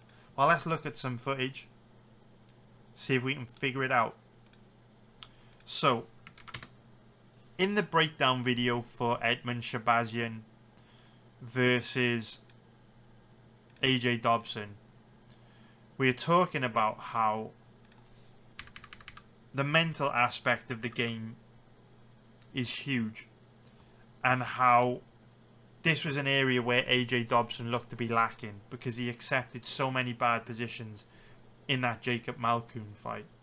And it was almost like AJ Dobson was demonstrating self-destructive behaviours within that fight, which were a huge red flag, and it's something we see fighters do every once in a while. I wouldn't say Peyton Talbott has self-destructive behaviours, but there's a potential that Talbott is overconfident and too relaxed. Because when we look at his fight, his UFC debut against Nick Aguirre, the first round is not good. Whichever way you dress it up, Talbott's first round performance is very disappointing. And again, you can watch this yourselves if you want. I'm not going to play the whole thing because this breakdown video will be super long. We'll just skim through. But there are some red flags in this first round from Talbott. So Nick Aguirre is a good offensive wrestler, decent offensive wrestler. And if we hit play here, there's just red flag city from Peyton Talbott. So we can see here, nice takedown entry from Aguirre, drives Talbott into the cage and easily gets the takedown. Now, when we looked at the footage of AJ Dobson against Jacob Malkoun, we were seeing long periods in that fight where Dobson just accepted being in bad positions when you knew he had the technique to work through those positions much quicker. I mean, we've even seen it in the Rose Namajunas versus Weili Zhang fight, right? Where Rose has shown us that she knows how to work her way back up to her feet, but she just took way too long to do it. And we see a similar thing here from Peyton Talbott. In the second and third round of this fight, Talbott's takedown defense looked good, showed a lot of urgency to work his way back up to his feet, or a lot of urgency to work out of bad positions. But in the first round, he chooses not to. It's very strange. Here we've seen him give up a cheap takedown. And he's not in a particularly bad position here. He's relatively close to the cage. And he's got his back tight to the cage. All he needs to do is clear his legs out from underneath Aguirre and start the wall walk back up to his feet. But just hesitates a lot in this position. If we skim through, just the body language isn't good. I don't sense a lot of urgency here from Talbott. He looks very, very weak on the ground. You know, Aguirre's moving him around very easily. You look at this position, right? We were saying that he's in a pretty good position here as being taken down goes, and he is. Because his back is tight to the cage.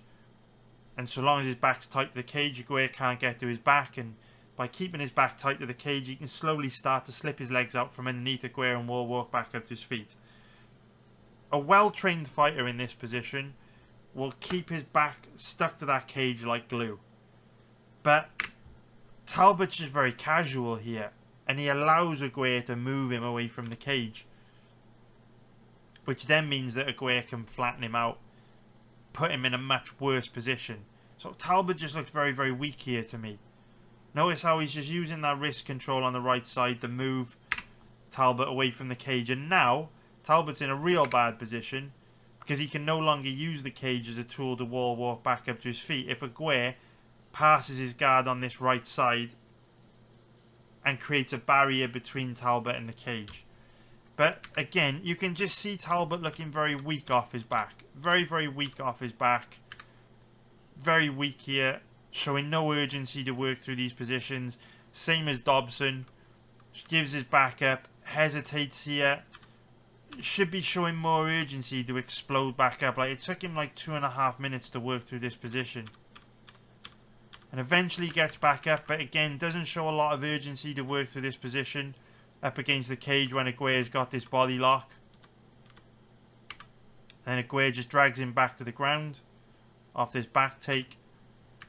And again, he just looked very, very weak from back control. Aguirre gets that body triangle in play. So I just wanted to skim through that first round because for me, it's red flag city. Like, Talbott goes on into the second and third round to show pretty good takedown offense and a good ability to work through bad positions. So why was he hesitating to work through those positions in round one? The only reason why Aguirre was able to obtain that back control position is because Talbott took so long to break the body lock in the clinch that Aguirre was able to drag him to the ground off it. There was just a big lack of urgency from Talbott, and I don't like that. He basically threw that round away when we know he's got the skills to defend himself in those positions. So in the context of this fight, what does it mean? Can Cameron Saaiman use a grappling heavy game plan? to beat Peyton Talbott?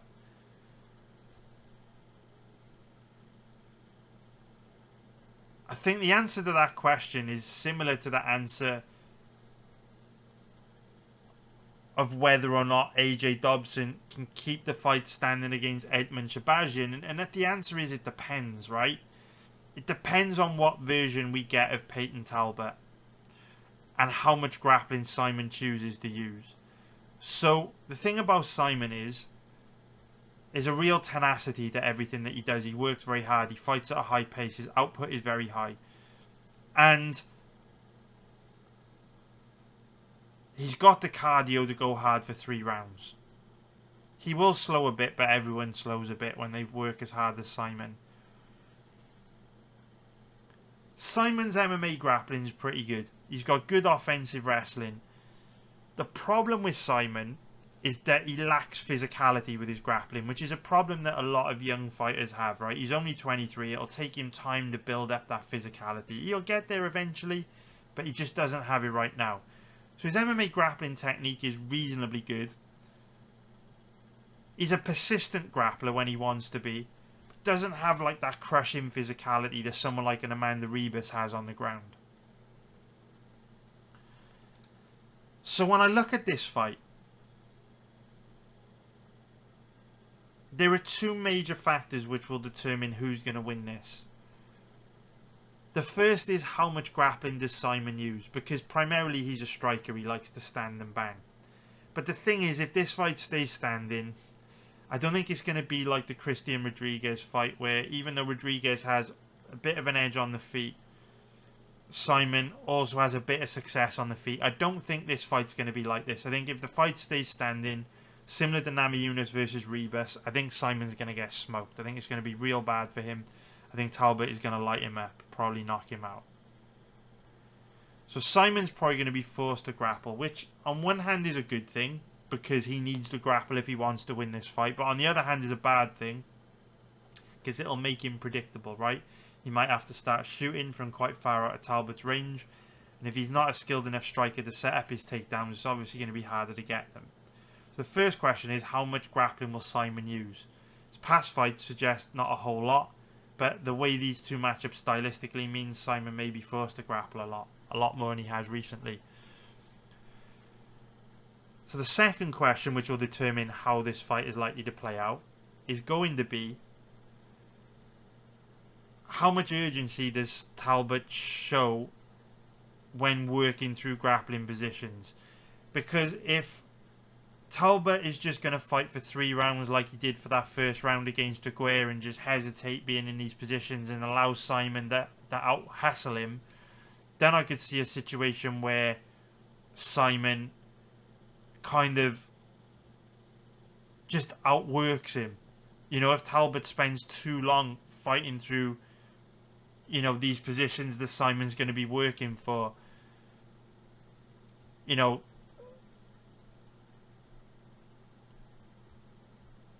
is Talbott going to throw the fight away through a lack of urgency? I hate what I saw from Talbott in round 1. But he is a tempting bet. He's definitely my lean. Because I think he's really going to cause Saaiman big problems on the feet. And he has absolutely shown me that he has the takedown offense to neutralize, or he has the takedown offense to keep the fight standing against someone like Saaiman. And he has the skills to defend himself in grappling positions too. Just for whatever reason, he chose to just hesitate a lot against Aguirre. So that's a red flag for me, but Talbott's very, very tempting. I might bet Talbott. It's going to be one of those fights I might research a second time. I'll let you know if I pull the trigger on him. But if Talbott's a tempting bet, I'll obviously let you know in our Discord if I decide to bet Talbott. But let me know what you think in Discord, or let me know what you think in the comments below. Go watch some of Saimon's fights. Go watch Talbott's fight. So let's take a look at the over-under on this one. So in my opinion, it's pretty likely the fight goes deep. Mainly due to how tough both guys are. While Saaiman is a sitting duck on the feet and there's a good chance Talbott will knock him out, thing about Saaiman is he's very tough. So for that reason, I lean more towards the fight going deep. Because it won't be easy to get him out of there. He's a tough fucker. Having said that, I wouldn't bet the over. Because Saaiman's striking defense isn't great. Talbott's a sniper on the feet. With true legit knockout power. Very fast, very accurate. Lands mean, nasty, hard, damaging, impactful shots. So in terms of props, I'm not going to be betting this. I don't like prop bets. But if you want to sprinkle a little bit of money to make watching the fight more interesting, I think Talbott to win by knockout is the most likely prop. But I'm not going to bet that. Because I know if we keep it tighter, we can find better positions for us to find put our money in this weekend. Like over 1.5 rounds in Dobson versus Shahbazyan. So I hope you found that useful. Now let's break down the next fight on this card, which is going to be Billy Quarantillo against Yusuf Zalal. So if we start off by taking a look at the odds on this one, we can see that Quarantillo is the favourite at average odds of around 1.75, which is minus 133 for an implied probability of 57%. And if we take a look at the odds on Zalal, he's around an average of 2.10, which is going to be plus 110 for an implied probability of 48%.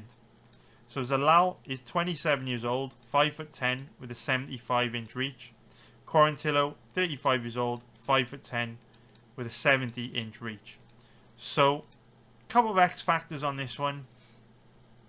Yusuf Zalal is 8 years younger than Quarantillo, which statistically gives Zalal around about a 68% chance of winning, which is a pretty big statistical advantage, pretty big trend in his favour, especially when the implied probability on his odds is only 48%. So if you're just blind betting that age statistic over the long term, you'd probably make a pretty good profit betting guys in Zalal's odds range. I will say that while Quarantillo hasn't shown any signs of decline, in my opinion, yet, he is pretty old for the division. So 35 years old for a featherweight is pretty old. On top of that, he does take a lot of damage in fights.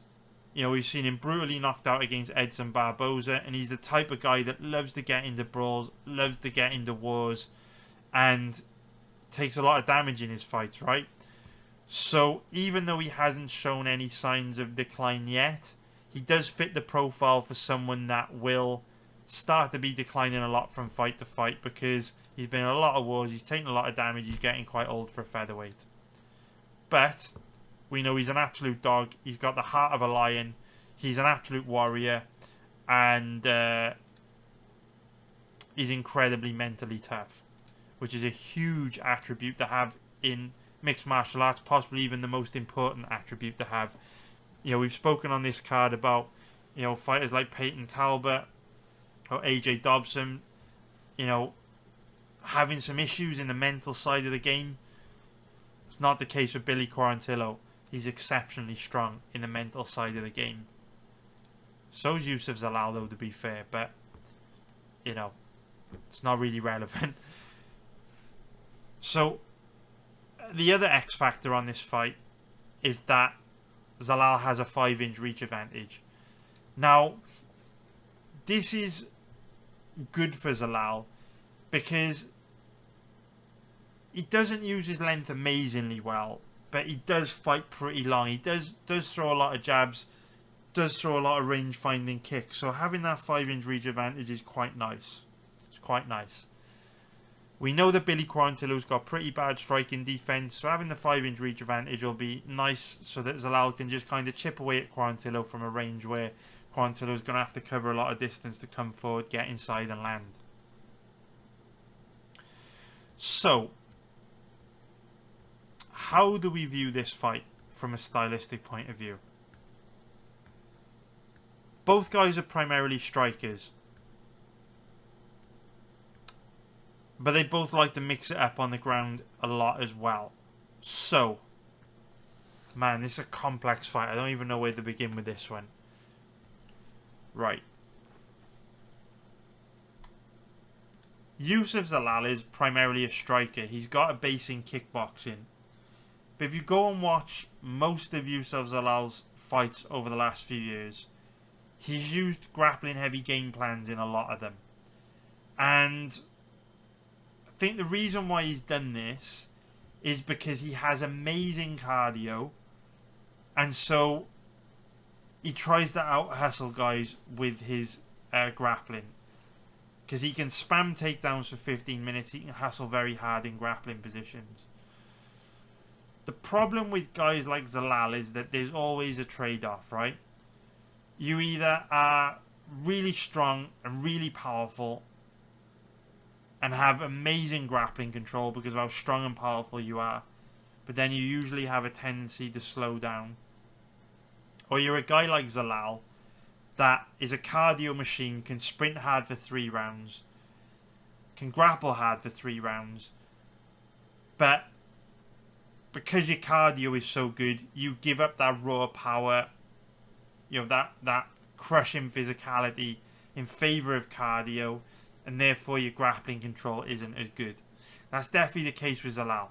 His offensive wrestling is good from a technical point of view, but he struggles to hold guys down. He just doesn't have that physicality.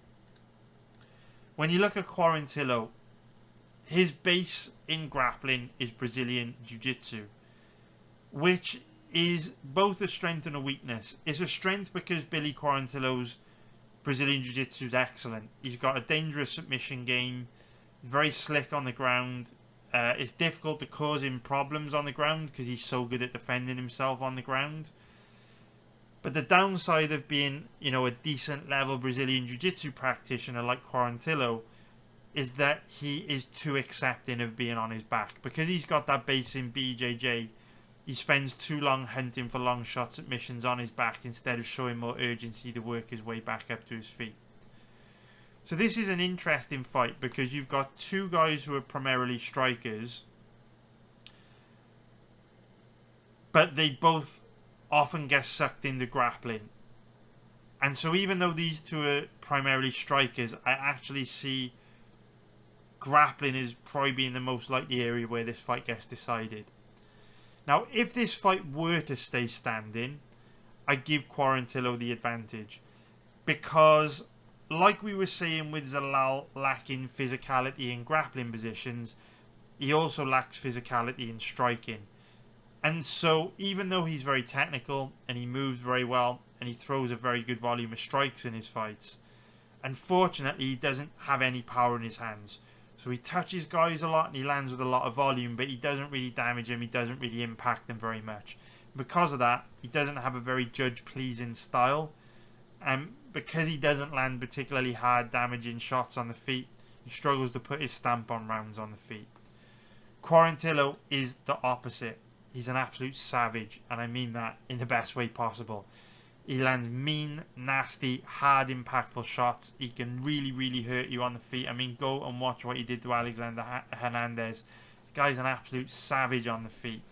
And so, even though Zalal will probably land more than Quarantillo in terms of volume, it's going to be a huge difference in terms of damage inflicted and the impactfulness of shots. And since impact and damage are primary scoring criteria in MMA, that gives Quarantillo a huge edge when it comes to striking.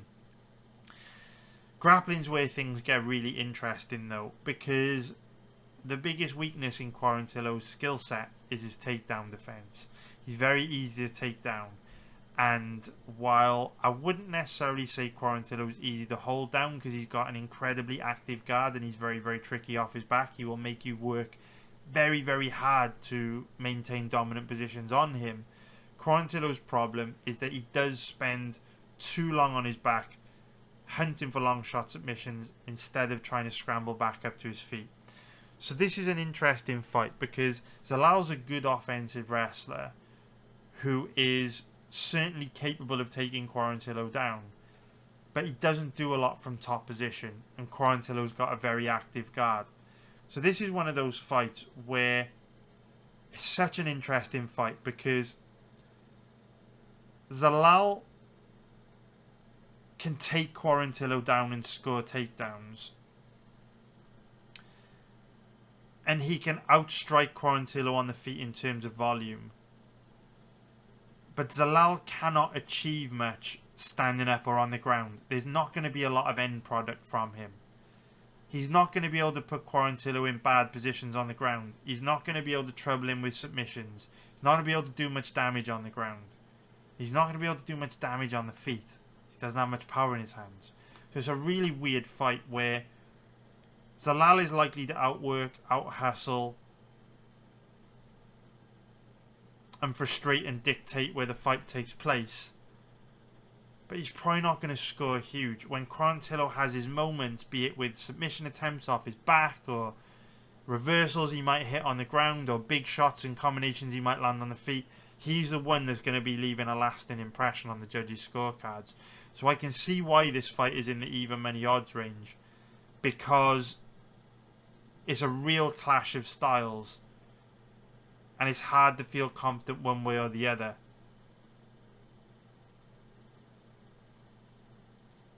I don't even know really who my lean is on this one. Because Quarantillo's takedown offense is very bad and Zalal's offensive wrestling is very good. And I suppose when we think about it, Zalal does have a lot of advantages. He's 8 years younger. He's got a 5-inch reach. He can take Quarantillo down. Am I overthinking it? Is Zalal the obvious pick here? But the thing is, there's just not much end product from Zalal. Not very dangerous on the feet. Doesn't have particularly good grappling control. Quarantillo's a savage. It's a fucking great fight. I haven't made my mind up on who I'm leaning on yet. Might have to research this one a second time, see how I feel about it. Maybe I just maybe I just stop overthinking this one. Play the trends in Zalal's favour, like I say. Reach, age.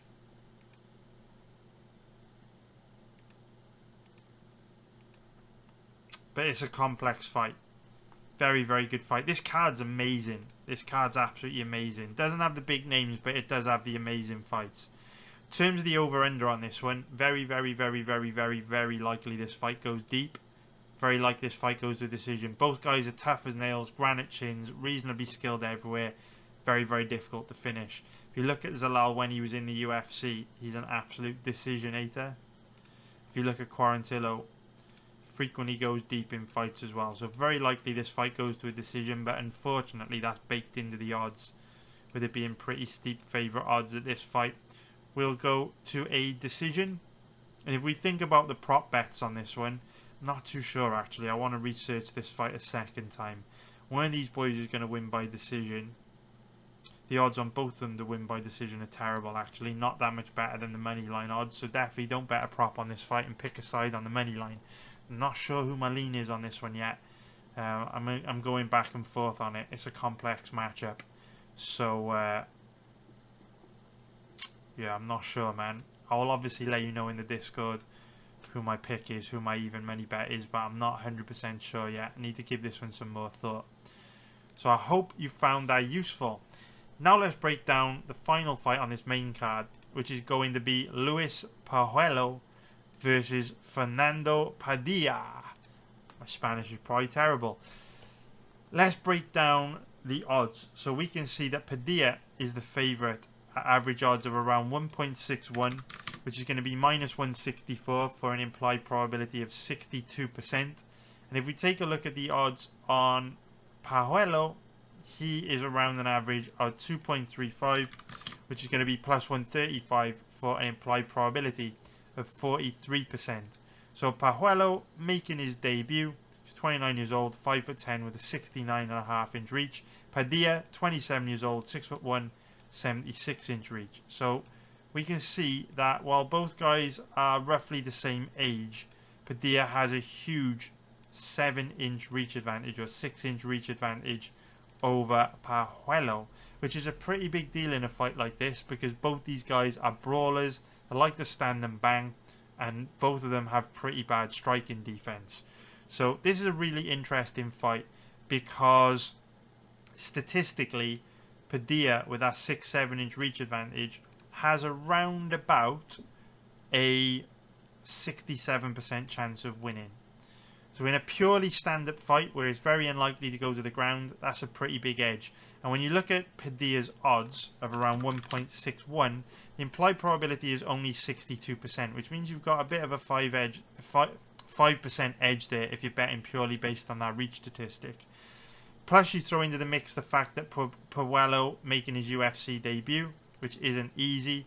You throw into the mix the fact that, you know, Padilla, you know, has been the distance against a tough opponent in Carl Nelson.